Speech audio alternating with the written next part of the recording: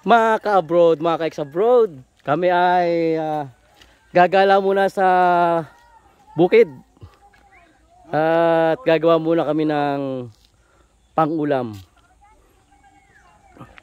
Pumunta tayo sa Imbornal at sasalapin natin yung mga dalag, hito at tilapia. Ito na yung ating panalap po. Mainitin pa, kagagawa lang. Napunta kami Imbornal. Dito tayo dadaan sa Riles. Kasi Imbornal na yun ay nandun sa unahan ng Riles na yun. Halap ng isda. Dito. Pag dito. Ha? Eh, pumunta kayo kung gusto nyo. Gabi na. Oo, nagkasunod si mama kanyo. Ewan ko na. Ito si Daniel. Hello Daniel. Trip siguro. Kaya mo na. Galing.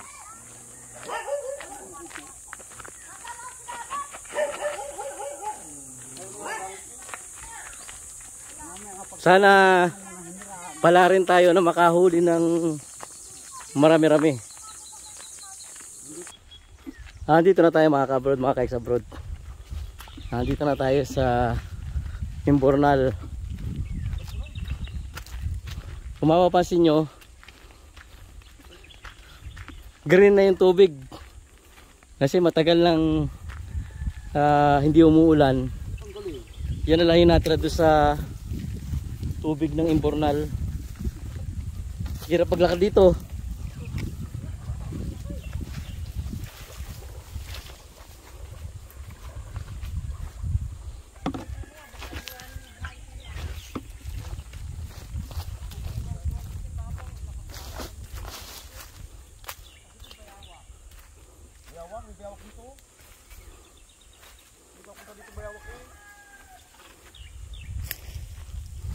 Dito tayo mga kabrod, oh.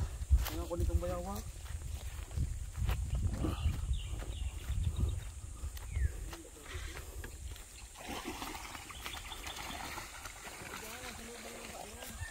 Ito, paboritong swimmingan ng mga kalabaw. Tuwan-tuwa sila dito. Maghapon na yan dito, yung mga kalabaw na yan.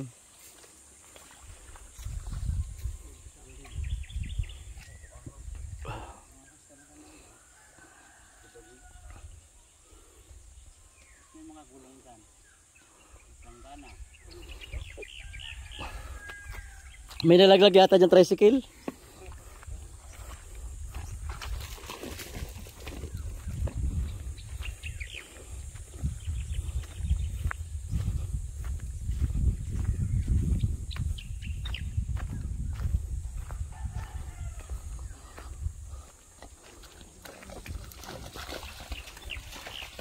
Ayan yung loob ng Imbornal, oh. Doon maraming isda sa loob. Ayan, oh, mga ka-abroad. Diyan maraming isda. So, diyan natin itatry na pasukin yan. Hop! Tit! May huli!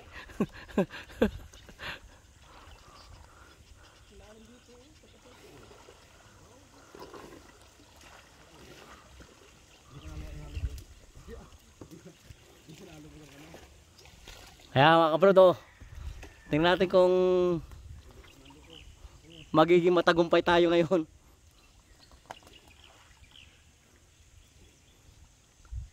Dati nung nilimas namin ito, gamit pa kami ng water pump, nakadisa size na malalaking tilapia kami, malalaki talaga.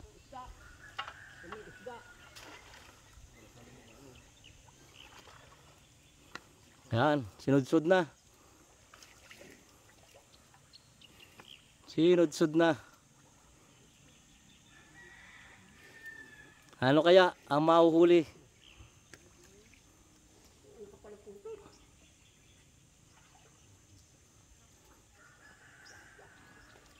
Sa palagay niyo may mahuhuli o wala?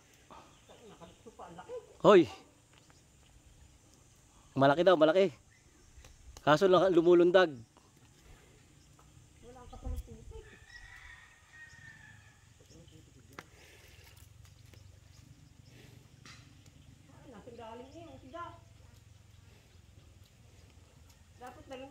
Sa,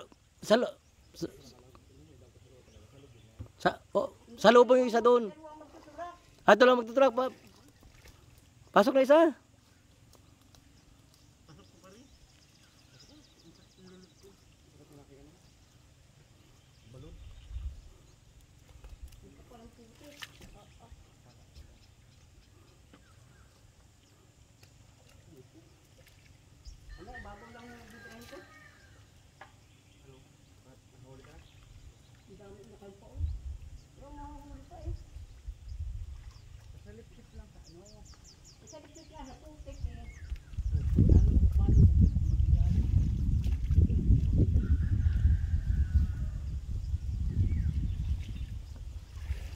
Ayan, dalawa na sila sa loob.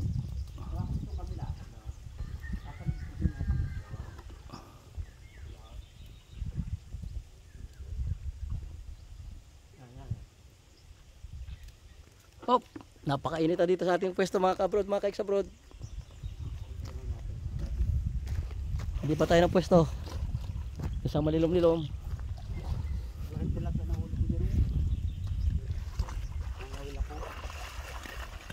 Ano pa yung tuod mo yun? Maulawin yan. Oo, na maulawin.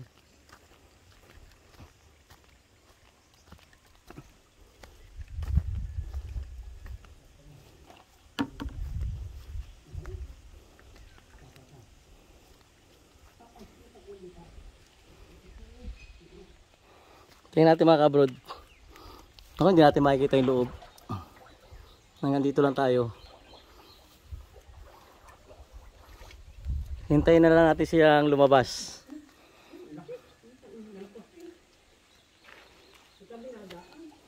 Puro malalaki naririnig ko. Nakadali?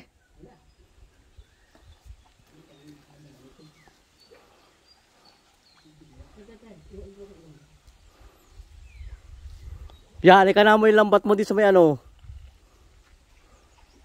Kaya pa, mayroon pa tayong lambat mga kabrod, paparating.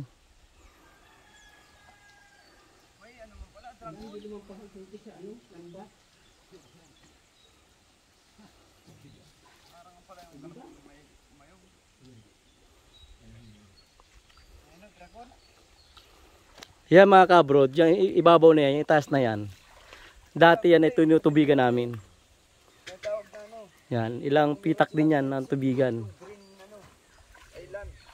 Pero nang mawala yung airpot ko, yung airpot namin nung pumanaw, eh wala na nagkasikaso niyan. Pati yung ano na yan. Yan sa may pataas na yan. Tubigan namin dati yan.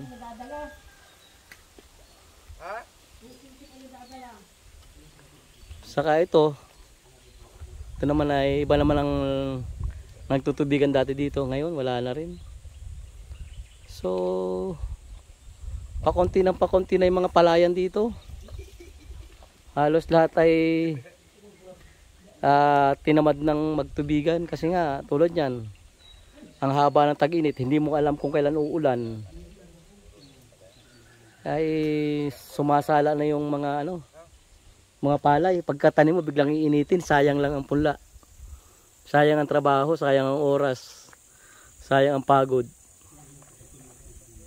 So ganyan, nakatiwangwang na lang yan, wala nang production yan. Pag tag-ulan na lang, ginagawa na lang talian ng kalabaw, talian ng baka. Yun na lang, yung pinaka-ganansya ng mga tubigan na yan. Nakakalungkot yung mga pangyayari, pero wala tayong magagawa, nagbabago ang panahon. Samantalang dati, basta pumatak ang June, kanya-kanya ng punlaan yan. Talagang paunahan na yan ang pagbababad ng mga pamunla. Ay ngayon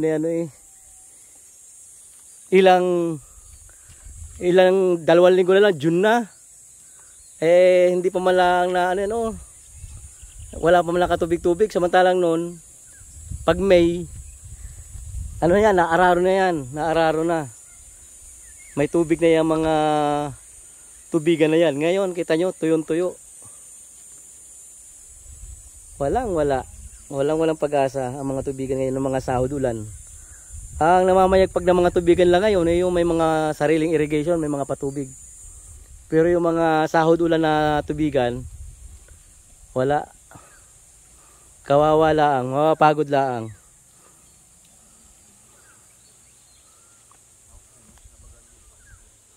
Ayan, pupunta nila sa kabila. Sasalubungin nila sa kabila yung mga nagsusud-sud.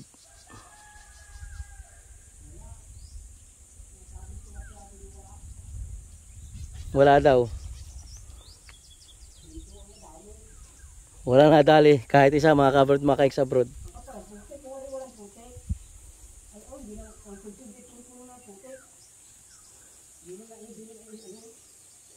Biglang naglaho yung mga tilapia na sinasabi nilang napakarami. Hindi natin alam kung ano nangyari, kung anong istorya. Pero mukhang uuwi tayong luhaan. Uuwi tayong walang huli. Nangyayari naman talaga yan, mga ka-abroad. Yung expected mo na mayroon tapos biglang wala naman pala. Wala tayong magagawa. Kung ito naman ay ating lilimasin, kawawa naman itong mga kalabaw na to. Wala na tong pagtutubugan, mga kalabaw na to. Eh kung humaba pa yung taginit masyado, buti kung pagkalimas natin uulanin bigla, okay lang. Pero kung tatagal pa yung taginit, kawawa naman itong mga kalabaw na to.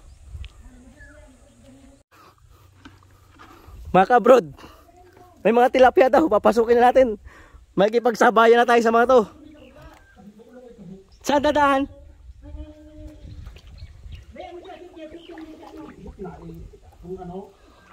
Mga ka-abroad, oh, lumusong na rin tayo.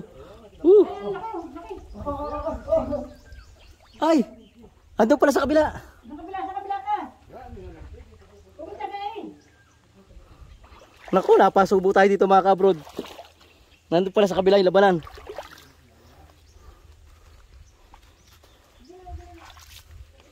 Ayo, punta natin sa kabila, mga ka-abroad. Akala ko nandito pa sila sa gitna. Nandun pala sa dulo. Tingnan natin.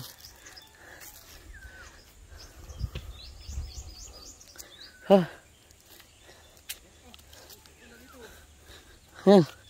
Nagputikin na yung paa natin. Aray ko. Ayoy.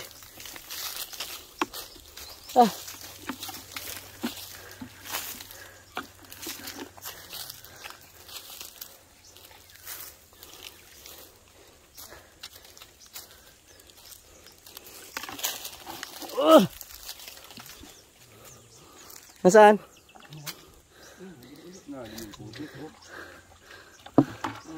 Ay, nasira pa yung timba. Mga ka-abroad. Oh, sige, tama. Wait. Tama. Wait. Riko. Wait. Lalim. Ay! Ako, Tinaw. nadali tayo ng mga putik. Ayun o. Meron na. Timba. Ay! Talaga naman nga. Kaya mga ka-abroad, oh. Hindi naman tayo na zero. Ayun o. Ayun o. Sa ibabaw na pala ang lambat. Tinik pa akong tilapia. Ulit. Ang dami dyan, ang dami. Sige, sulong. Diyan, nagdapa lang yun dyan. Sulong. Sabi na eh, may mga tilapia nga eh. Yan.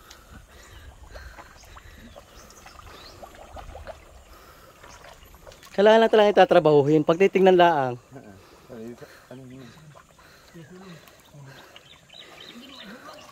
Puta.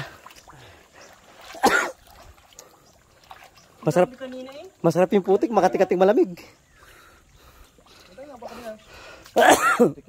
Andiyan sa putik na nakabaong.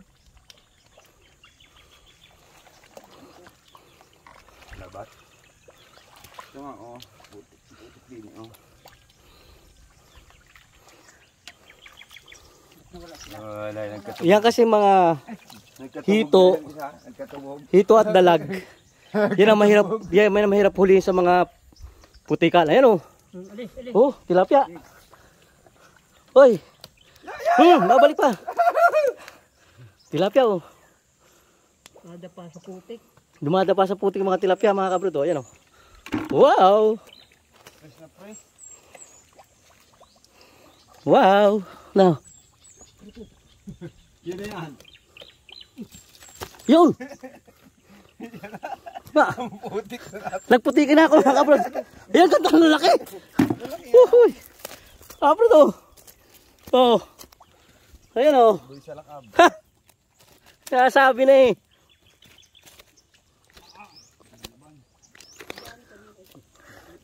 Pag natin lang itong i-imaginein, hindi natin ito mahuhuli. Kaya kailangan talaga eh. May mga kapital. Ayan o. Putik. Kaya kailangan may mga kapital sa putik. Nako na mo. Nako po. Susunod na tayo. Mapaulanin na lang natin. Oh, kuras. Mga kabrod ang suot ko. Puting-puti. Putik. Mamaya ito. Anong kulay nito mamaya? Ewan ko lang.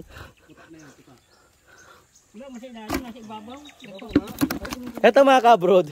Matagal na namin ito binabala. Kaso, wala sa plano ngayong araw na to. Nagkasunduhan lang na ngayon na natin gawin. Mabuti pa yung wala sa plano natutuloy. Ayan o, kita nyo yan. Ipakita mo nyo. Kasi, ilang linggo na namin ito pinagpaplanuhan. Ilang linggo na namin ito pinagpaplanuhan. Hindi matuloy-tuloy eh. Ayan. Ngayon, tuloy na tuloy na. Ayan o. Oh. Yan. Hulihin na natin yung mga maliliit na, kahit ganyan kaliliit. Kasi pag yan eh, natuyuan, mamamatay din yan. Mahina kasi sa ano to. Mahina sa init. Hindi katulad ng dalaga sa kahito, kahit matuyo yan, kahit tumigas yung lupa. Yan, bubuhay. Nabubuhay yung sa ilalim ng putik. Oo, kahit inuhukay na lang ito dito. Yung wala yung malaki, may malaki ito din na. Yan ang mga kabrod oh. Akala ko masisiro tayo eh. Parang nawala na ako ng pag-asa kanina. Babalikan uli at na dito na makapal na puti.